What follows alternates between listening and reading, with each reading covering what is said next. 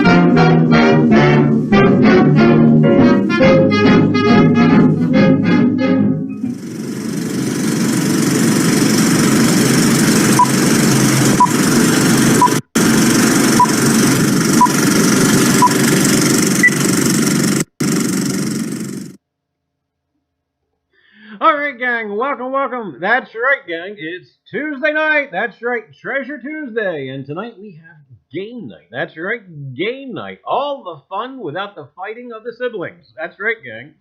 Welcome, one and all. Hey, there's Ambient Girl Relic Hunter. Hi. North Jersey Detective. Oh, that guy. Oh, my goodness. Miss Linda Wallace. Hi. Rivendell Coins. Hi. And AWR, hi, and thoughts out to Mrs. AWR and her grandmother. And hi, let's see who else is here. Oh my goodness, I tell you, there's all metal Mike. Hi, Mike, and Ghost Talk with the Right. She follows me everywhere. And hi. She'll get it in a minute. I'm actually saying hi to her. Hi. No, maybe not. Anyway. No. And, Rosie is awake. Oh, okay. And, hi, Matting. And, welcome to another episode of Reiser's Treasure Hunting Emporium's live stream. Yeah, gang, that's right. And, this is the diet version. That's right. So you can still eat your Halloween candy and not, okay.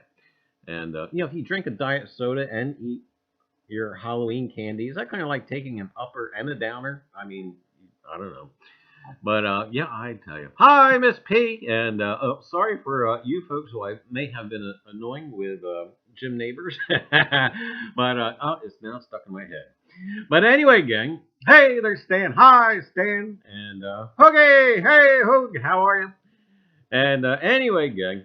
like I said, tonight is game night. That's right, gang. Well, anyway, welcome to the live stream, and I'll tell you what, this is the place. That's right, gang. This is the place to escape the political rhetoric and campaign ads. That's right. Now, this is a political-free zone. That's right, gang. And as Mark Twain once said, politicians and diapers must be changed often, and for the same reason. But anyway, gang, hopefully you went out and did your civic duty. And but anyway, gang, enough of that. Tonight we have a few announcements, and then we'll get down to it with game night. Now, game night here at Reiser's Treasure Hunting Emporium, it's like double coupon day at the Piggly Wiggly. But anyway, gang, here we go. Oh, there's the Eskimo. Hi, Eskimo. And I tell you what, gang. But anyway, gang, upcoming. Let me tell you about upcoming. Upcoming. That thing. That guy. That's right, gang. Ken Peavy's Coin Seminar Weekend. It starts this Friday. That's right, gang. November the 8th through, November the 8th through the 10th. And it starts November the 8th at 9 p.m. The Coin Seminar Weekend. Always a good time. And I tell you what, with good folks, and I tell you what, not just good content, but great content. It's a weekend filled with coin-related YouTubers who are passionate about numismatics, coin collecting, sharing their knowledge or insight into coins. I tell you what, gang, give me someone who has passion for a subject over a person with a PhD any day. Coin Seminar Weekend. That's right, gang. And I do think there's still spots available. So if you would like to be a participant, like a presenter, do contact Ken Peavy, and he will hook you up with a time slot. And Reiser, that's me, will be kicking off the event this Friday at 9 p.m. I tell you what, that's late for an old codger like me. But anyway, late. Speaking of late, Ken, I'm sorry, I fell asleep during the big show. I think Matting won, right? Matting, did you win the big show? Congrats, Matting! I did try and catch up with it a little bit. And hey, there's Hoosier Hillbilly. Anyway, gang, this Friday, 9 p.m. We'll be here with the kickoff. And I tell you what, we'll be having an intro to the event and what and who to expect. Then we'll be having a short segment about the United States half cent. And not only will a brief history of the coin, but an example of how the denomination was used. Kind of that thought thing where, can you remember penny candy? Well, can you remember half cent candy? I don't know. But anyway, we will be looking at a colonial tavern, an inn, and we're basically going to look at their price sheet. Join us this Friday, November the 8th, 9 p.m. Eastern Standard Time for the kickoff for the Coin Seminar Weekend. And we'll kind of get that off of that thing. Oh, yep, that. And what else we got? Oh, this thing. Yeah, gang. Okay. Now, we will not be broadcasting Tuesday, December the 24th. Well, okay, that's an announcement. That's ways away. But anyway, we will not be broadcasting Tuesday, December the 24th. But do tune in for the Reiser's Treasure Hunting Emporium's New Year's Eve extravaganza, Tuesday, December the 31st. That's right, gang, New Year's Eve. Now, it'll be a 5-hour a 5-hour stream as we take a look at New Year's Eve in the past. And it will be a multimedia show with some surprises thrown into the mix. Now, if you cannot be there for the whole event, which is completely understandable, it's 5 hours long, Charlie. Anyway, if you can't be there for the whole event, there will be a timeline for the event, so you know when to pop in and pop out, and so you don't miss anything that you wouldn't want to miss. But anyway, gang, that's right, New Year's Eve. I tell you what, timing is crucial because New Year's Eve is when we will be having the community-sponsored giveaway. That's right, gang. Now, we'll be giving away what you see there on the screen, although I don't think ours is going to be the Z-Link. It's just going to be the regular Garrett Pro Pointer AT. But the Garrett Carrot giveaway, that's right, gang, the community-sponsored giveaway will be given away on, like I said before, December the 31st, 2019. If you're a day late, it'll be 2020. On Reiser's Treasure Hunting Emporium's live stream by none other but Rosie. That's right, gang, our feisty random picker bot that normally chooses our weekly giveaway winners. So you may want to start buttering her up now, because I tell you what, gang, she never forgets. I tell you.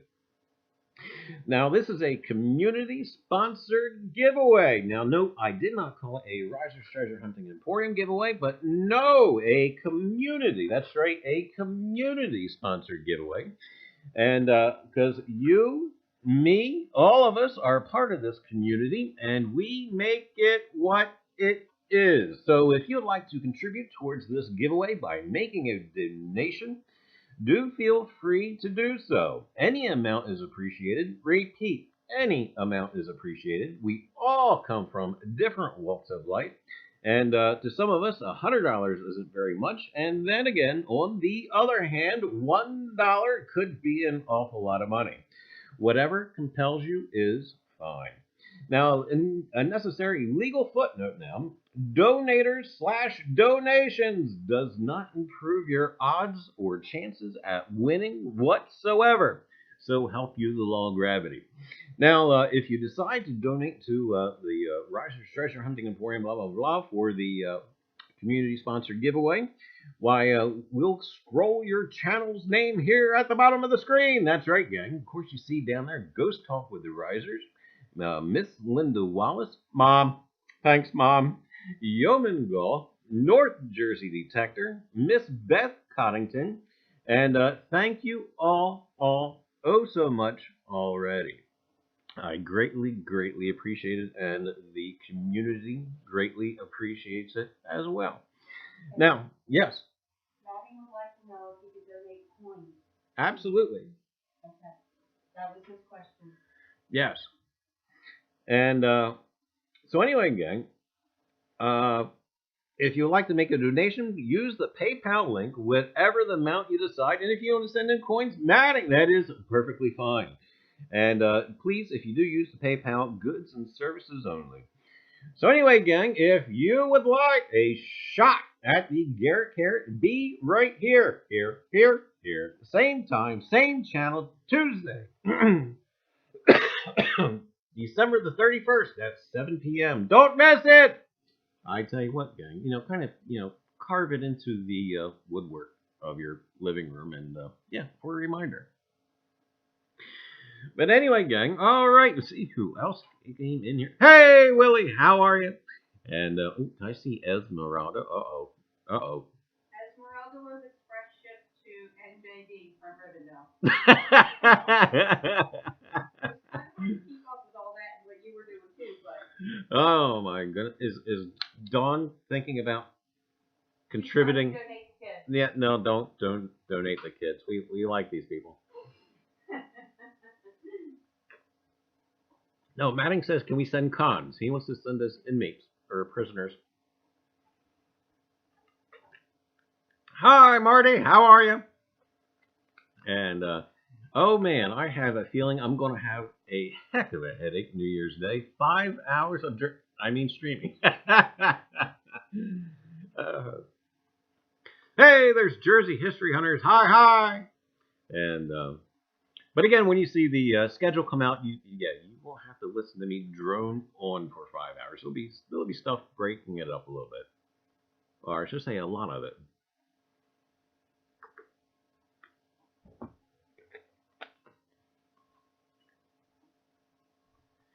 Anyway, gang. All Metal Mike is asking, why don't you have a super chat? I don't have a super chat. I do not have a super chat, only for mainly because we do not have the required hours of viewage for super chat. But that's okay. We do all right without it. We do have a PayPal. But anyway, gang, Reiser's Treasure Hunting Emporium Extravaganza. Time with history, time with folks from the community, and bringing in the new year. There you have it. But anyway, gang, moving right on to the game night. Now, we have a couple of rules for game night. And if you're ready, if you're paying attention, we're going to go through. So how about if I get the Garrett Karen off there? There we go. Hi. And but anyway, rules for game night. All right, you ready? Here, pay attention. Here you go. Ready?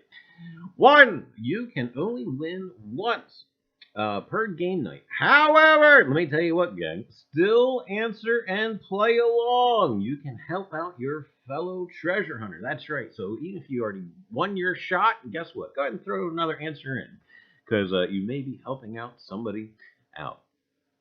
And 2 winners. Let me tell you what, gang. Now it's for the winners tonight. We will be sending out a nominal prize. That's right, gang. A nominal prize. Nothing too exciting. Nothing too brilliant. But I tell you what, gang, it's better than receiving bills in your mailbox. Oh, yeah, gang. So anyway, in order to claim your prize, your nominal prize, why, you must email me within 1 hour of the live stream's end. That's right. So you only got kind of a limited window to send me an email with your address and say, hey, I won. And again, y'all, I tell you what, gang, number 3, I tell you what, the most important rule of game night. That's right, gang, the most important rule. You ready? Have fun. That's right, gang.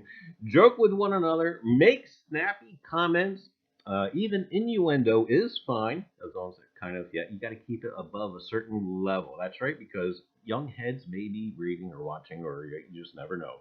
But again, that's right, gang, have fun with it. Oh, yeah. And, hi, Beekeeper, how are you? Beekeeper. I like that. I don't know if I'm subscribed to you. I'm going to click on you real quick. Go to channel. I am not. I am now. Hey, welcome, Beekeeper. Beekeeper is getting 2 subscribers tonight. All right, phenomenal, phenomenal. But anyway, welcome to game night. All right, gang. Well, if you're ready, we are going to proceed. Let me tell you what. We got stuff going on tonight. I tell you what. Tonight at 8 o'clock, while you've got Flash in Your Pan is going to be on, you have the Hunter GT, I believe, will be on. And you also have Matt Gone Digging on tonight. Holy cow, 8 o'clock. Oh, my goodness. That's it. We need another computer. But anyway, gang. Oh, real quick. Mail call. Mail call. Gotta do the mail call. I got this in the mail. And of course, when I see a box from somebody, especially this guy, why, I was kind of curious. I opened it far away. In fact, I probably should have made Allie open it. But anyway, just in case nothing would have popped out or anything. Anyway, he sent me. That's right. He sent me an outhouse. I do have my finger here for a particular reason, because it's let's see, it's Butt Blaster hot sauce. That's right. Well, you can use your imagination. It's Butt Blaster hot sauce. That's right. And it comes in a little outhouse. And I think that's wild. And of course, inside the outhouse is the Butt Blaster hot sauce. And I tell you what, thank you, North Jersey Detector. Probably it's never going to be used just because it's, yeah. But anyway, so yeah, it's I tell you, thank you for thinking of me, and yeah. Anyway, gang, thank you again, North Jersey Detective. All right, gang, well, here we go. All right, game night. If you're ready, I'm ready, or a facsimile thereof. Anyway, gang, all right, you ready? Here we go. Oh, question number 1. Here we go. Ready or not? And here we are. You're not? Okay, you sure? Yeah. All right, gang.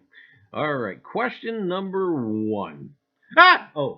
Question number 1. What was Dr. Frankenstein's first name in the famous novel by Mary Shelley? What was Dr. Frankenstein's first name in the famous novel by Mary Shelley? And I tell you what, that's me without coffee, by the way. Frankenfurter. Oh, you guys are warped by Hero Hunter. Hey, all right, Mark. That's right. In the novel, it was Victor. That's right. Congrats, congrats. And I tell you what, Frankenstein, or the Modern Prometheus, is a novel written by English author Mary Shelley, 1797 to 1851, that tells the story of Victor Frankenstein, a young scientist who creates a hideous, sapient creature in an unorthodox scientific experiment. Shelley started writing the story when she was 18, and the first edition was published anonymously in London on January the 1st, 1818, when she was 20 years old. Her name first appeared on the second edition, published in 1823. Shelley traveled through Europe in 1815 along the River Rhine in Germany, stopping in Gernsheim, and it was basically 17 kilometers away from Frankenstein Castle, where 2 centuries before an alchemist engaged in experiments. She then journeyed to the region of Geneva, Switzerland, where much of the story takes place. The topic of galvanism and occult ideas were themes of conversation among her companions, particularly her lover and future husband, Percy B. Shelley. Mary, Percy, and Lord Byron had a competition to see who could write the best horror story. After thinking for days, Shelley dreamt about a scientist who created life and was horrified by what he had made, inspiring the novel. Frankenstein is infused with elements of the Gothic novel and the Romantic movement.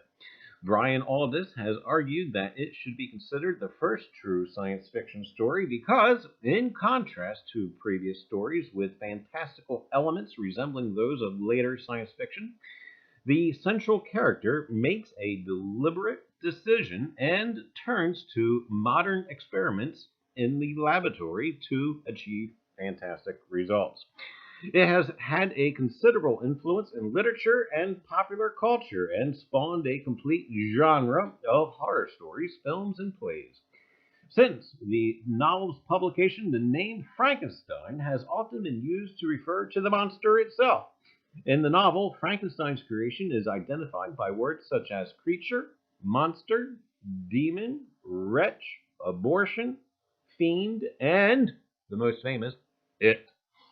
Speaking to Victor Frankenstein, the monster says, "I ought to be thy Adam, but I am rather the fallen angel," which ties to Lucifer in Paradise Lost, which the monster reads, and which relates to the disobedience of Prometheus in the book subtitle. There you have it, Frankenstein. And I tell you, great, great stuff. I tell you, I have to admit, not until later in life, I've seen probably all, that's right, all of the Frankenstein movies. But it wasn't until later in life that I actually read the novel. So anyway, gang, there you have it. All right, we'll get dear old monster off there. And wow, we cough at the same time. See, same. Anyway. All right, gang, here we go.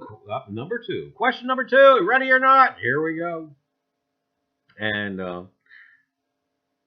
that's right, who was the first sports great to have his number retired by his team? Who was the first sports great to have his number retired by his team? And no, it was not me. And give you a little bit of a hint. Are we ready for a hint? Yeah, all right, here we go. Here's your hint. That guy.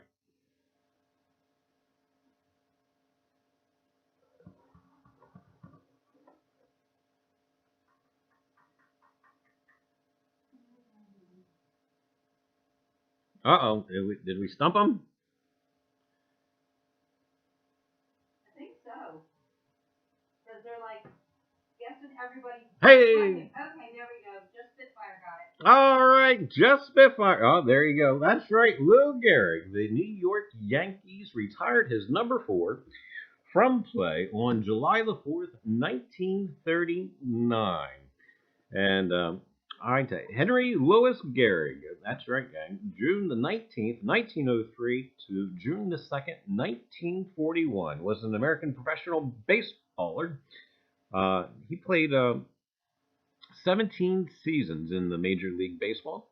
And let's see, for the Yankees, it was from 1923 through 1939. And Gehrig was renowned for his prowess as a hitter and for his durability, which earned him his nickname, the Iron Horse.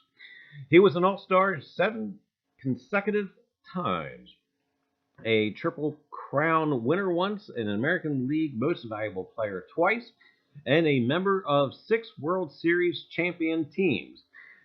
He had a career 340 batting average, and I tell you what. But anyway, gang, in 1939, he was elected to the Baseball Hall of Fame and was the first MLB player to have his uniform number 4 retired by a team. And if you've never seen it, here you go. Now, of course, you know Lou Gehrig is kind of where you get the disease named after, and that sad moment there. And basically, Gehrig's consecutive game streak ended on May the 2nd, 1939, when he voluntarily took himself out of the lineup, stunning both players and fans after his performance on the field became hampered by amyotrophic lateral sclerosis, an incurable neuromuscular illness. It is now commonly referred to in North America as Lou Gehrig's disease. The disease forced him to retire at age 36 and was the cause of his death 2 years later. But anyway, here we have a clip of the luckiest man on the face of the earth speech. Here we are.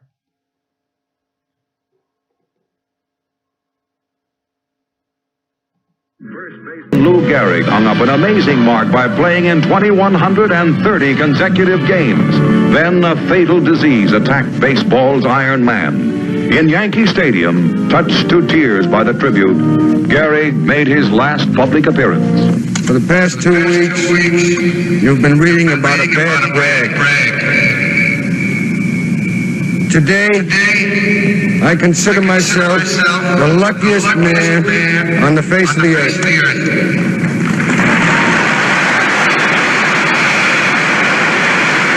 When you look around, wouldn't you consider it privilege to associate yourself with such a fine-looking man as is standing in uniform in this ballpark today?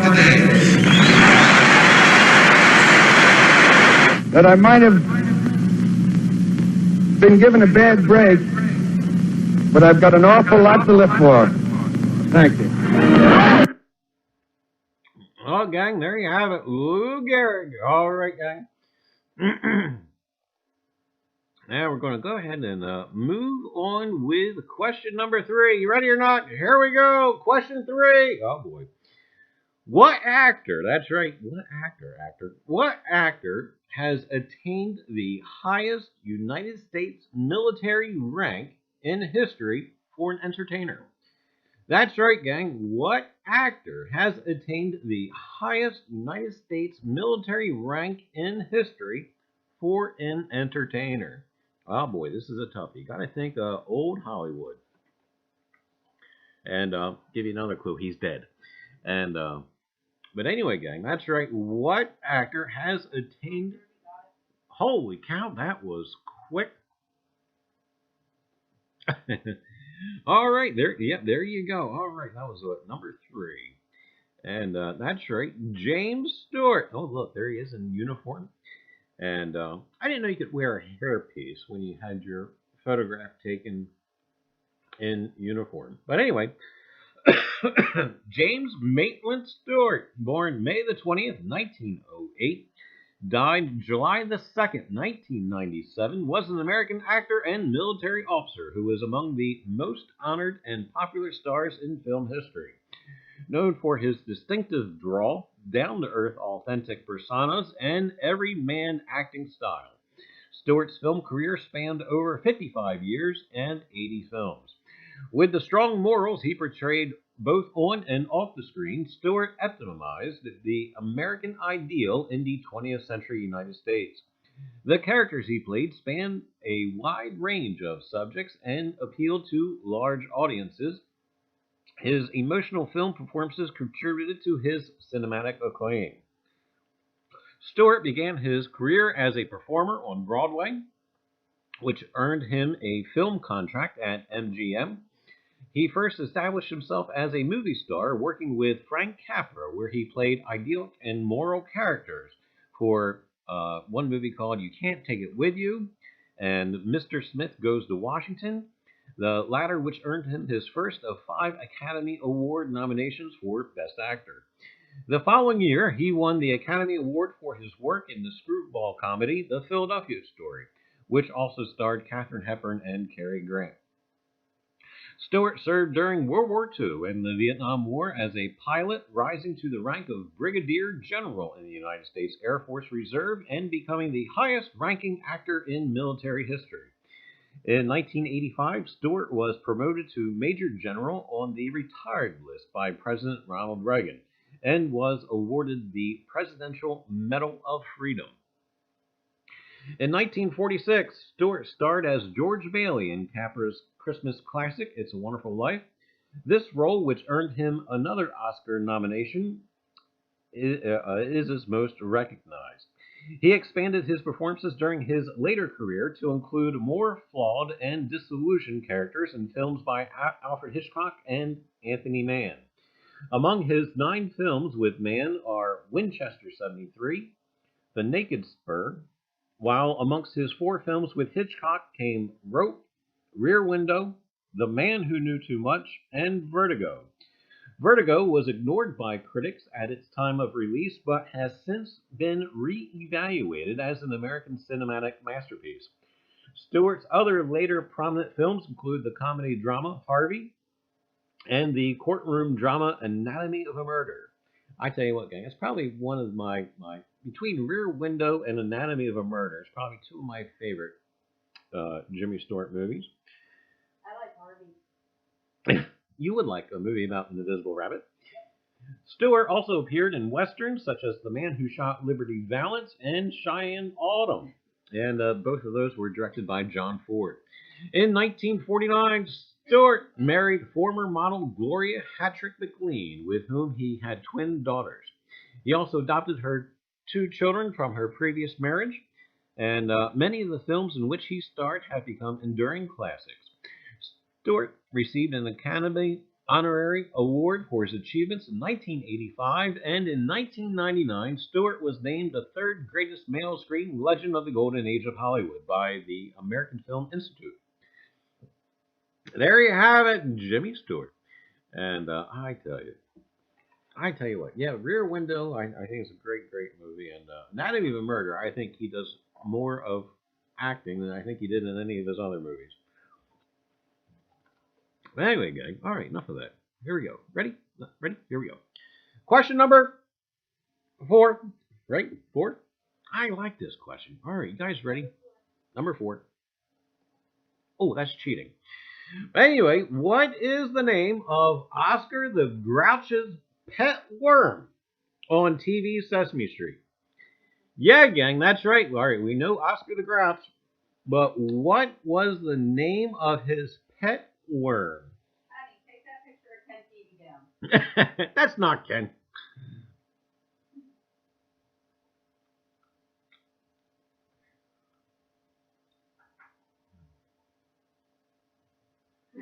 Oh, we got a couple of close ones in there. I like Tin Cup Tim's red guy. But Tin Cup Tim said gummy. Close. That's right, gang. Slimy. Oscar the Grouch is a character on the television program Sesame Street. He has a green body, no visible nose, and lives in a trash can. His favorite thing is trash, as evidenced by the song I Love Trash, with a running theme being his collection of seemingly useless items. Although the term grouch aptly describes Oscar's misanthropic interaction with the other characters, it also refers to his species. The character is performed by Carol Spinney and has been performed by him since the show's first episode. Since 2015, Eric Jacobson has been the understudy for the character. There you have it, Oscar the Grouch. And, Slimy. Slimy? He's made of cloth. What kind of crap are they teaching the kid? Oh, I tell you. Anyway, gang. Alright, congrats to the Riz. And, would have thought that he would have known what the name of the... I don't know. Anyway, gang. Alright, up to number 5. Oh, boy. And, ooh, I'm missing a whole bunch of stuff for number 5. That's okay. We'll make it work. Do you want my paper? No, I have the question, but my media is missing out of the.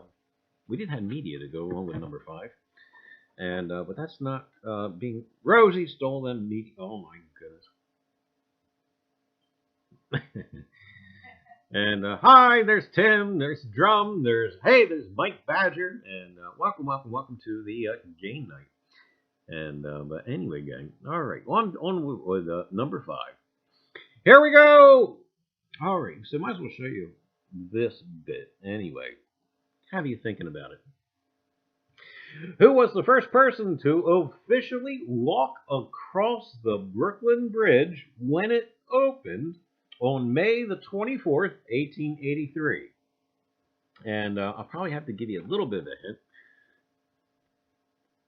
But it says, who was the first person to officially walk across the Brooklyn Bridge when it opened on May the 24th, 1883? And we'll give you a little bit of a hint. Think a president. Roebling. You know what? That's probably a better answer. That's probably a better actual answer. So you would have think Roebling would have been across that. But no, this person is considered to be the first official person to walk across the Brooklyn Bridge, and and you just have to think of the president of that time of 1883. All right, Mike Badger said 10 TV. 10 Cup 10 said one-legged guy named Stumpy. The other said, why would you walk?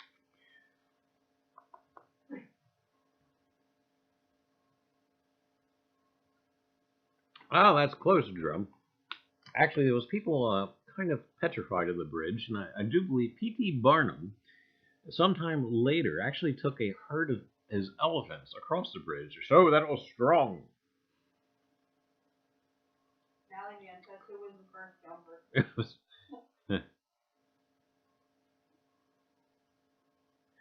Yep, just have to think of who was president. Hoosier got it. Hey, there you go, Hoosier. Chester A. Arthur. I tell you what, he gets so overlooked by history as being one of our astute leaders. Chester A. Arthur. The Brooklyn Bridge. The Brooklyn Bridge is a hybrid cable-stayed suspension bridge in New York City. It connects the boroughs of Manhattan and Brooklyn, spanning the East River. The Brooklyn Bridge has a main span of 1,595 feet and a height of 133 feet above mean high water. It is one of the oldest roadway bridges in the United States and was the world's first steel wire suspension bridge, as well as the first fixed crossing across the East River. The Brooklyn Bridge started construction in 1869 and was completed 14 years later in 1883. It was originally called the New York and Brooklyn Bridge and the East River Bridge, but it was later dubbed the Brooklyn Bridge. However, it was not named as such until the city government passed a law to that effect in 1915. Over the years, the Brooklyn Bridge has undergone several reconfigurations. It formerly carried horse-drawn vehicles and elevated railway lines, but now carries vehicular, pedestrian, and bicycle traffic. Commercial vehicles are banned from the bridge. Since opening, the Brooklyn Bridge has become an icon of New York City. It was designated a National Historic Landmark in 1964 and a National Historic Civil Engineering Landmark by the American Society of Civil Engineers in 1972. The Brooklyn Bridge is also a New York City designated landmark. There you have it, the Brooklyn Bridge. And again, I did have a media segment for this because I had early silent video footage of the bridge. And anyway, is Spitfire having a heart attack? No, Google told us she was having a heart attack. What does Google know? And hey, there's Jeff Dunn. Hi, hi. And Yobin. Hi, hi. And anyway, gang. All right, gang. Oh boy. All right. You coin collectors and numismatic folk, all get ready. Here you go. That thing. Oh, what? Money. Hey. Oh, okay. Anyway. Question number 6. On the reverse side of the $100 bill, what time is shown on the Independence Hall clock? That's right, gang. On the reverse side of the $100 bill, what time is shown on the Independence Hall clock?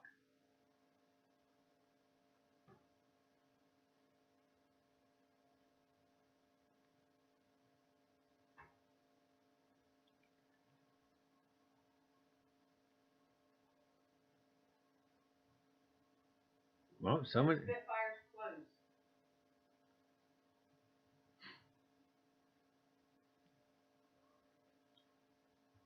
Now, all you people probably have hundreds of these in your wallet. Grab one out.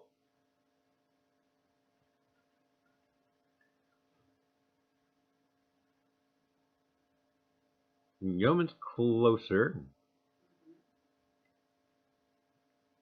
5 o'clock.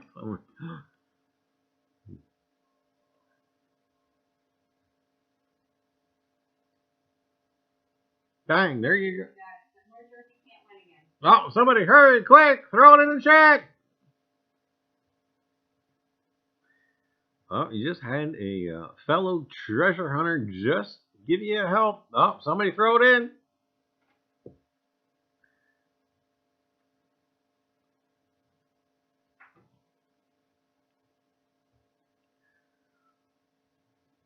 AWR got it. Hey, there you go, AWR. Anyway, gang, the United States $100 bill is a denomination of United States currency. The first United States note with this value was issued in 1862, and the Federal Reserve note version was launched in 1914 alongside other denominations. Statesman, inventor, diplomat, and American founding father Benjamin Franklin has been featured on the obverse of the bill since 1914. On the reverse of the banknote is an image of Independence Hall in Philadelphia, which has been used since 1928. The $100 bill is the largest denomination that has been printed and circulated since July 13, 1969, when the denominations of 500, 1,000, 5,000, and 10,000 were retired.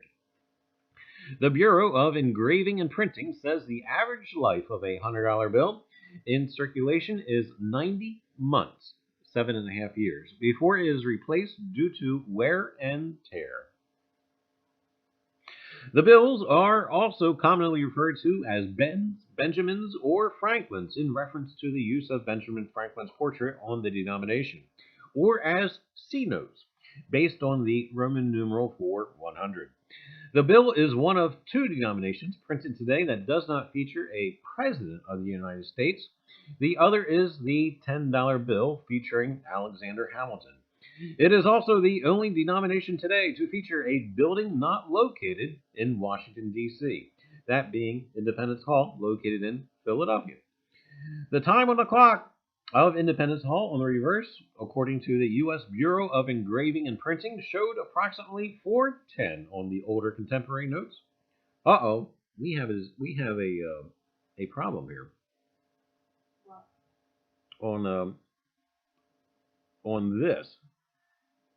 It says, on newer colorized notes, the clock now shows 10:30. Oh. Uh-oh. Did anybody say 10:30? I do believe so. Give me a second.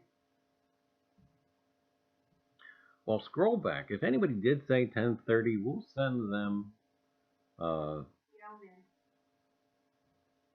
Yeoman? All right, we'll have two winners. We'll have Yeoman and who was the other one? AWR. All right, 2 winners for this one. Stand corrected. I guess the book was a little outdated. Anyway, here we go. $100 bills are delivered by Federal Reserve banks in mustard-colored straps of $10,000 apiece.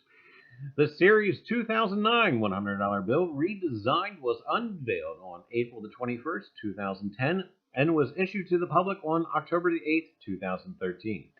The new bill costs 12.6 cents to produce and has a blue ribbon woven into the center of the currency with 100 and Liberty bells alternating that appear when the bill is tilted. As of June the 30th, 2012, the $100 bill comprised of 77% of all U.S. currency in circulation. Federal Reserve data from 2017 showed that the number of $100 bills exceeded the number of $1 bills. However, a 2018 research paper by the Federal Reserve Bank of Chicago estimated that 80% of $100 bills were in other countries. Possible reasons included economic stability that affected other currencies and use of the bills for criminal activities. There you have it. And Hoogie says, I never had one. We'll have to all chip in and send Hoogie. No, I don't. So there you have it. All right. Well, I guess we had 2 winners for that one. Old and the new bill.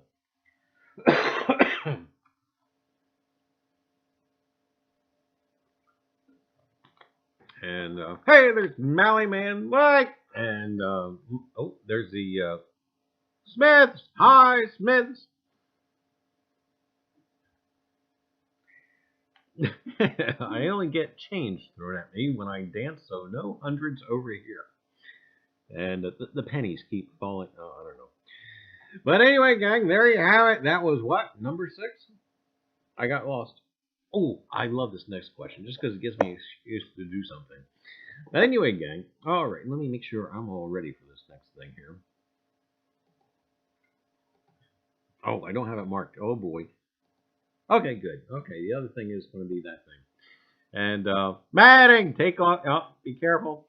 And yeah, okay, this has media coming up. So Madding, yeah, watch the earbuds.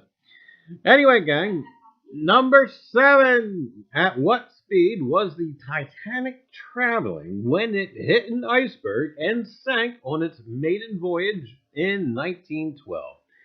That's right, gang. What speed was the Titanic traveling when it hit the iceberg? And either the speed in knots or speed in miles per hour will be accepted. That's right, gang. What speed was the Titanic traveling when it hit the iceberg? Mike Badger, that was the speed after it sank.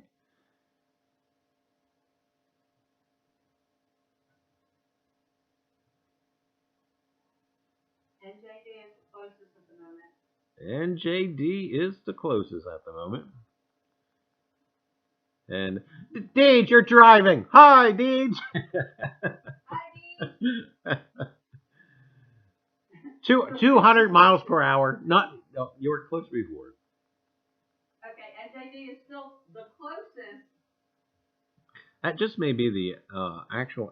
They may have this rounded. Okay, well, he still can't win twice. No, he can't win twice.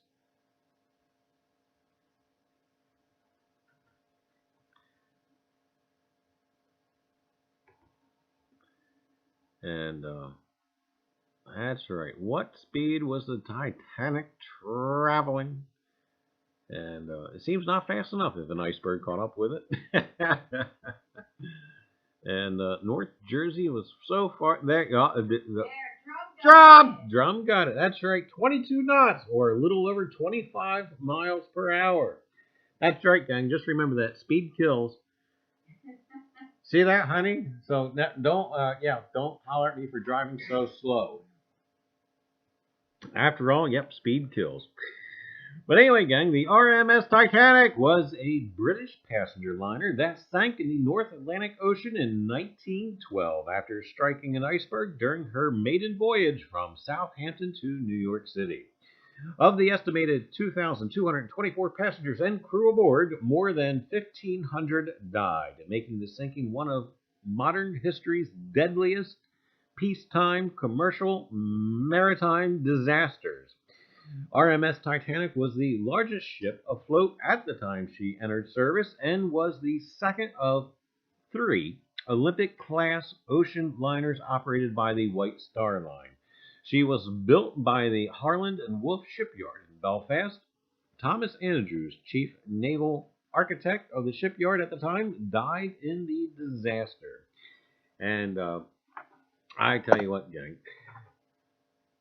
I love this, but I did a little mock-up about the Titanic for the, I think it was, the first coin seminar weekend? Anyway, so yeah, we did a little mock-up for the first coin seminar weekend. We talked about money that had been either on the Titanic, retrieved from the Titanic, and some of it had been auctioned off, and etc. And we were also talking about collecting coins to commemorate a certain historic event, such as the sinking of the Titanic. We were talking about collecting coins from 1912 and etc. But anyway, we ended the event, or the segment rather. We ended the segment with a couple of, basically the ship's whistle, or the horns, were retrieved from the wreck, and they've been restored. Now, they were only, how to put it, after they were kind of preserved, they did test them. That's right, they blew them again. And they only did it the once because they were scared if they did it anymore and they may break. But anyway, gang, watch your ears. Here it is. This is the actual horn of the Titanic. Horns, plural, whistles.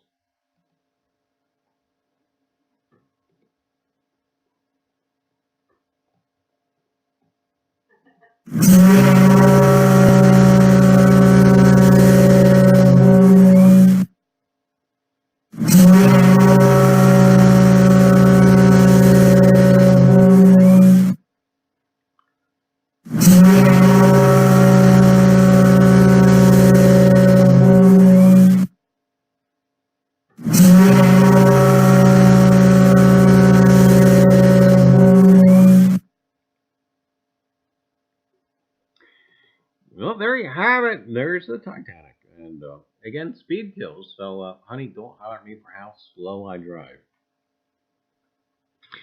But anyway, gang. All right. Well, next up, and I have to issue a warning. Now, I do this a certain way, and it just so happened this next question I thought was going to give us a lot of trouble here on the channel.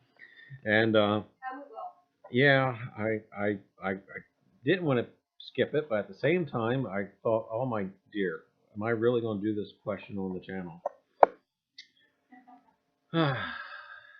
We could skip it. No? All right. No, it's up there too. All right, it's up there. Okay. And It doesn't really actually mean anything bad, but I can actually answer it. it does not mean anything bad, but you know how our viewers go. All right, ready or not, here it goes. All right, gang. Oh boy. Okay. Number 8. What is a tittle? That's right, gang. You heard it right. What is a tittle? T-I-T-T-L-E. In regards to the alphabet. Okay, we had to really kind of get that out there. In regards to the alphabet, what is a tittle? And, yeah, gang. And give you probably a little bit of a clue here in a minute. Tittle, T-I-T-T-L-E, to get really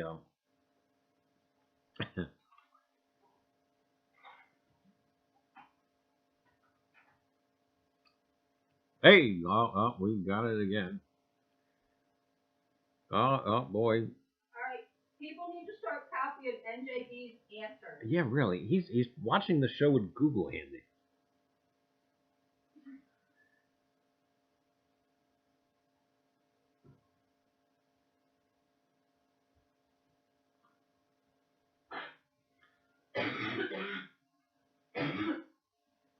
And yes, AWR, like some peanut butter cookies. who's got peanut butter cookies? AWR! Oh boy.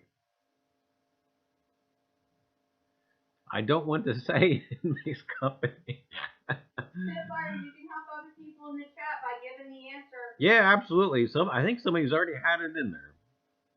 Yes, NJD had it, but he can't win.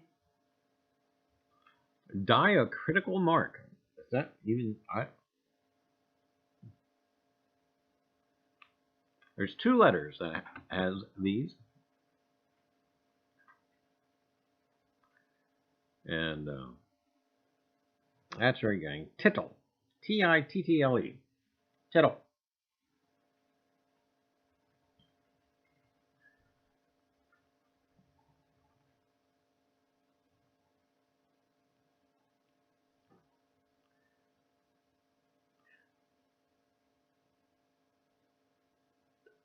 Okay, Drum can't win either. Detective Smith got it. There you go. That's right, gang.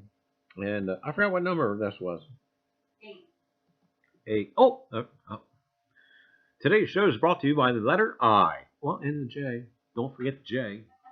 But anyway, gang, we're back on Sesame Street. Where's Oscar the Grouch? Anyway, yep, okay. A tittle, or superscript dot, is a small distinguishing mark, such as a... We may have to... we might do a double winner for this one, too. Because in my notes here, I did see somebody put diacritic. And Okay, that wasn't the answer that you gave me. So, Harry Humstone. Oh, should we do 2 winners too? Yep. All right, there you have it, Harry. Very good. Okay, but anyway, in the form of a dot on the lowercase I or a J. The tittle. The tittle is an integral part of the glyph of I and J. But the dots can appear over other letters in various languages. In most languages, the tittle of I or J is omitted.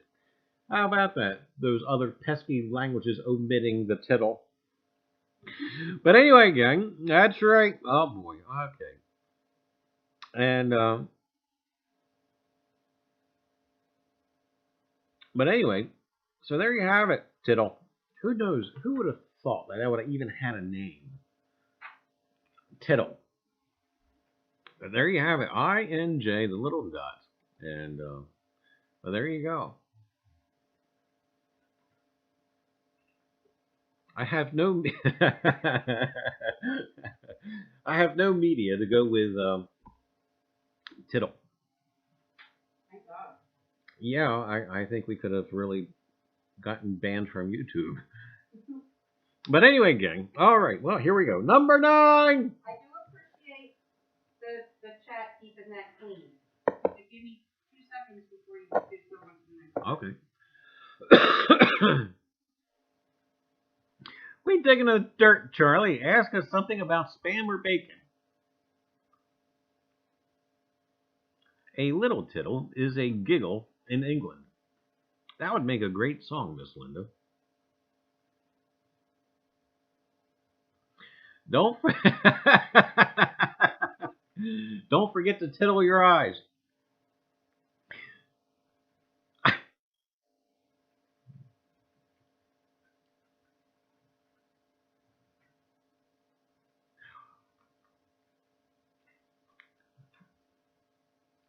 Honey, don't forget to tittle your eyes.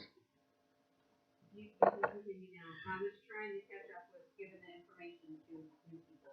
All right, gang. Here we go. Number 9. Number 9. 9. We got Kittle. He's pretty cool. Number 9.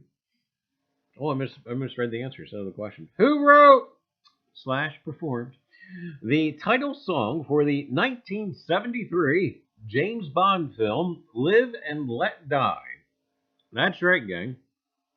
Who wrote / performed the title song for the 1973 James Bond film Live and Let Die?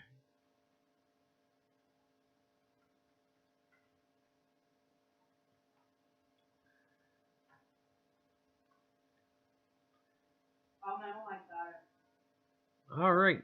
Did Mike win already or no?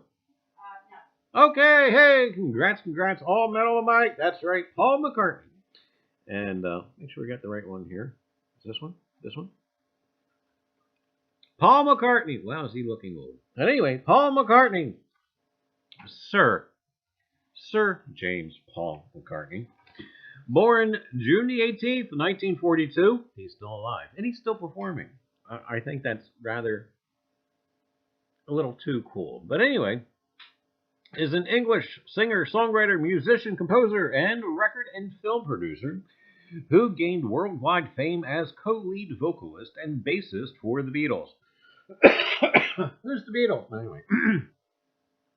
His songwriting partnership with John Lennon remains the most successful in history. After the group disbanded in 1970,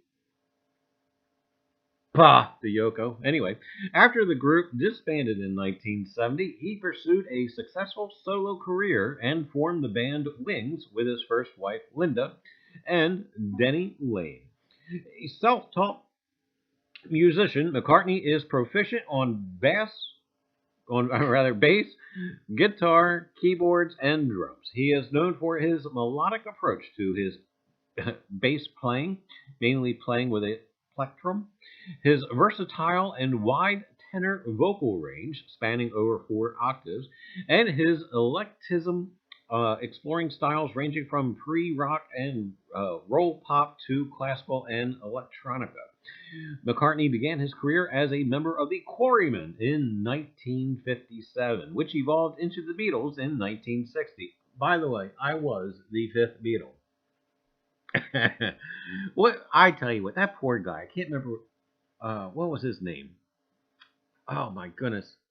I have no idea. Pete Best, I believe, was the 5th Beatle, who kind of like dropped out or whatever. Could you imagine the life that guy's had?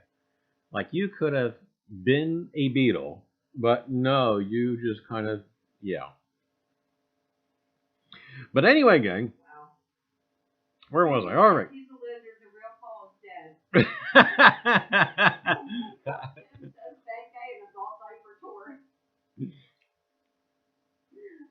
Starting with the 1967 album Sgt. Pepper's Lonely Hearts Club Band, he gradually became the Beatles' de facto leader, providing the creative impetus for most of their music and film projects. Of his Beatles songs, more than 2,200 artists have covered Yesterday. You know, the song Yesterday, back in 1965, making it one of the most covered songs in popular music history. In 1970, McCartney debuted as a solo artist with the album McCartney. Throughout the 1970s, he led Wings, one of the most successful bands of the decade, with more than a dozen international top 10 singles and albums. McCartney resumed his solo career in 1980, and since 1989, he has toured consistently as a solo artist, and in 1993, he formed the music duo The Firemen with Youth of Killing Joke. I don't even know who the heck that is. I'll have to look it up. Beyond music, he has taken part in projects to promote international charities related to such subjects as animal rights, seal hunting, landmines, vegetarianism, poverty, and music education. And McCartney is one of the most successful composers and performers of all time. He has written or co-written 32 songs that have reached number 1 on the Billboard Hot 100, and as of 2009, had 25.5 million RIAA certified units in the United States. I have no idea even what that is. His honors include 2 inductions into the Rock and Roll Hall of Fame as a member of the Beatles in 1988 and as a solo artist in 1999. 18 Grammy Awards, and an appointment as a member of the Order of the British Empire in 1965, and a knighthood in 1997 for services to music. As of 2015, he is also one of the wealthiest musicians in the world, with an estimated fortune of $730 million. McCartney is worth $730 million. Now, he's almost, an octogenarian? He's almost 80 years old, but he still chooses the tour, even though he's got over $700 million in the bank. I tell you, that's something anyway. Anyway, there you have it. He has a lot of ex-wives, though, doesn't he? Well, yeah, alimony, I guess. Can you imagine alimony from Paul McCartney when he got $730 million? I tell you, babe. But anyway, gang. All right, well, off with McCartney. And can you imagine being knighted by the Queen? No. I tell you, she's got that sword. I'd be scared to lose an ear.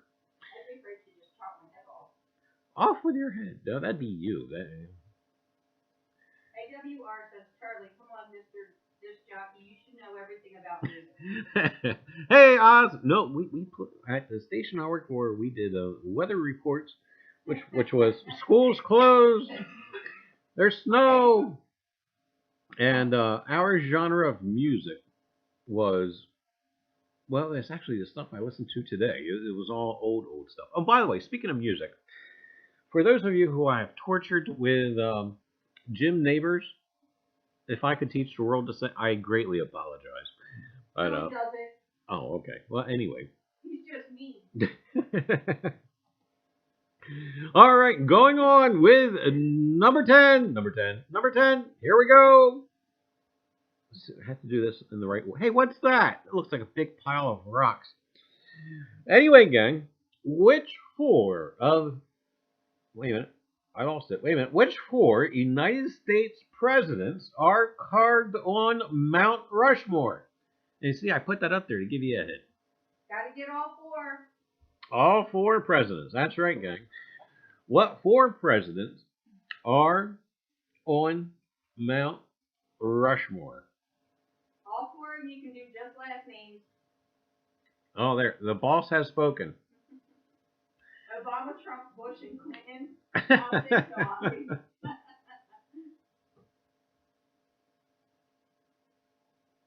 NJD, you can't win.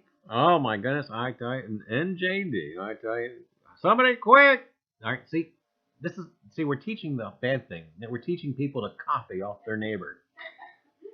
Well, actually, he put Lynn Cole. Oh, Lynn Code? Yeah, it's spelled Lincolb. You know what kind of makes me think? You know, when Spell Correct does that or whatever, you try to think, what the heck were they typing for a spell check to correct it to that? Yeah.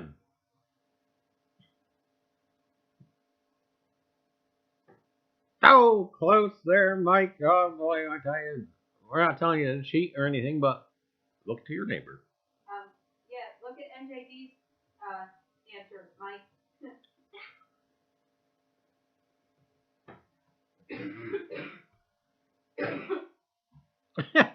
Oogie. Can we say who he won? Because he's got them all. He just kind of added one in there. Well, you're the judge. Actually, Carrie and Terry Kellogg, Roosevelt, Thomas Jefferson, George Washington, and Lincoln. So I would actually say that they got it. Okay. Hoosier says Willie should be up there. All right, there you go. Congrats, Carrie and Terry. And anyway, gang, here we'll put this I got some media of that. And this is courtesy of the Smithsonian. And there, I covered myself for that. Oh, wait a minute. Do I have another picture? Oh, real quick, too. By the way, if you ever watch North by Northwest, that's right, the Alfred Hitchcock movie, at the end, you know, they have that chase scene across Mount Rushmore, and Cary Grant and the actress, I can't think of her name. She's still alive. I can't think of her name. Anyway, yeah, they didn't actually use the real Mount Rushmore. You can actually see this a set. That's right. They recreated the Mount Rushmore on a set and did all the climbing all over and everything else. But anyway, gang, Eva Marie Saint, that was her name. Holy cow, I tell you. But anyway, I got a little bit of a media clip. Go ahead and watch this, and we'll go over Mount Rushmore. We'll go over Mount Rushmore. That'll hurt. Anyway, Mount Rushmore National Memorial is centered on a sculpture carved into the granite face of Mount Rushmore in the Black Hills in Keystone, South Dakota. Sculptor Gutzon Borglum created the sculpture design and oversaw the project's execution from 1927 to 1941 with the help of his son, Lincoln Borglum. The sculpture features the 60-foot heads of Presidents George Washington, Thomas Jefferson, Theodore Roosevelt, and Abraham Lincoln, as recommended by Borglum. The 4 presidents were chosen to represent the nation's birth, growth, development, and preservation, respectively. The memorial park covers 1,278 acres and is 5,725 feet above sea level. South Dakota historian Doan Robinson is credited with conceiving the idea of carving the likenesses of noted figures into the mountains of the Black Hills of South Dakota in order to promote tourism in the region. His initial idea was to sculpt the needles.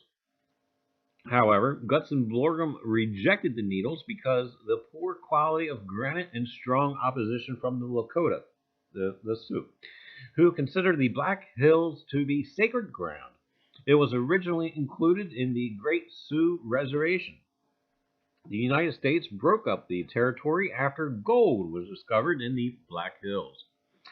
The sculptor and tribal representatives settled on Mount Rushmore, which also has the advantage of facing southeast for maximum sun exposure. Robinson wanted it to feature American West heroes such as Lewis and Clark, Oglala, Lakota Chief Red Cloud, and Buffalo Bill Cody. Borglum believed that the sculpture should have broader appeal and basically chose the 4 presidents. Peter Norbeck, the U.S. Senator from South Dakota, sponsored the project and secured federal funding. Construction began in 1927, and the president's faces were completed between 1934 and 1939. After Gutzon Borglum died in the March of 1941, his son Lincoln took over as leader of the construction project. Each president was originally to be depicted from head to waist, but lack of funding forced construction to end on October 31st, Halloween, 1941. There you have it, Mount Rushmore.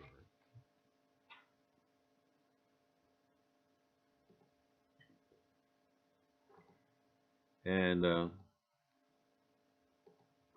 there you have it. That's it. That's game night. Well, anyway, gang. And just as a reminder, winners! Oh, yeah, you have one, if you want to claim your nominal prize. That's nothing big, nothing special. And not even Reiser's treasure hunting toilet paper. It's not even included with game night. We only do that on the regular Tuesday show. But if you would like to claim your nominal prize, why, just send me an email with your address and we'll send something out to you. Like I said before, it's better than receiving bills in your mailbox. But anyway, gang, holy cow, we ran over. But anyway, don't forget, tonight, well, you got Flash in your Pan, you got the Relic Hunter GT, you got Gone Digging Matt, and furthermore, do not forget, oh boy, okay, now you got Off the Cuff. Liz Digging Canuck coming on this Thursday with Off the Cuff at 7:30 p.m. Eastern Standard Time. And then, gang, that's right, you have that card. That's right, Ken P. You'll be on Sunday night at his usual time, 9:30, for the big show. That doesn't even encompass, well, it does encompass the coin seminar weekend. I mean, usually he does a little something extra for the big show during the coin seminar weekend. So do be sure to check it out. Sunday night, 9:30 p.m. Eastern Standard Time. But anyway, gang, have a great night, and we'll catch everyone all over the tube. All right, gang, here we go. Ready or not? We're signing off.